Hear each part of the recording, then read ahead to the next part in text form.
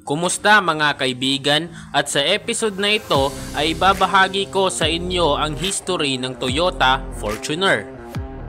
Ang Toyota Fortuner ay isang mid-size na SUV na ginawa ng Japanese automaker na Toyota mula noong 2004. Itinayo ito sa Hilux pickup truck platform.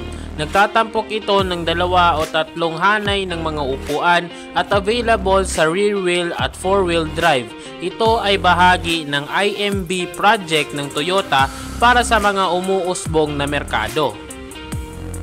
Ang unang henerasyon ng Fortuner ay binuo sa Thailand ng mga Thai at Japanese engineer. Ang Fortuner ay pinakilala noong 2005 dito sa Pilipinas. Ibinenta ito sa dalawang grade level na G at ang top of the line na V. Ang mga modelong G ay may option na drivetrain na 2.7 liter na 2T FE petrol engine na may VVTi at ang 2.5 liter 2KD engine na may common rail diesel D4D na may kasamang 4-speed automatic transmission o 5-speed manual, habang ang V model ay may 2.5 liter 2KD at ang top of the line na 4x4 ay may 3.0 liter 1KD D4D engine at 4-speed automatic transmission. At noong July 2008 nagkaroon ito ng mga minor design.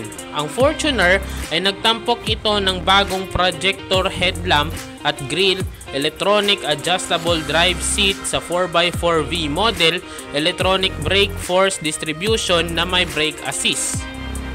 Ang pangalawang facelift ng Fortuner ay pinakilala noong July 2011.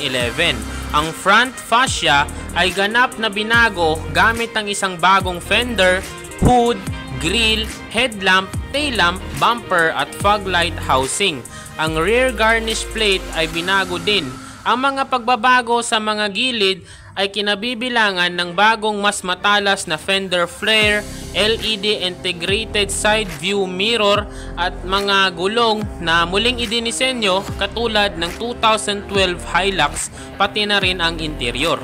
Ang pangalawang henerasyon ng Fortuner ay nagmukhang fully modernized na dahil napakaraming inangat at nagbago mula sa interior at exterior nito. Ang bagong Fortuner ay nagtatampok ng keen look na disenyo mula sa henerasyong ito. Hindi na pareho ang exterior design ng Fortuner at Hilux. Ang exterior ng Fortuner ay inilarawan na mas slim looking at sa interior naman meron itong digital auto climate control, all-out power windows at tilt telescopic steering wheel at mini chiller. Lahat ng variants ay meron ding power mode para sa extra engine power at eco mode para sa mas matipid na diesel consumption. Ang engine ay available sa 2.4 liter at 2.8 liter. Ang Fortuner din ay naging best-selling car in the Philippines noong 2017. At dyan lamang nagtatapos ang episode na ito. Sana ay naging makabuluhan at napulutan ng bagong kaalaman. Maraming salamat sa panonood at hanggang sa susunod na episode.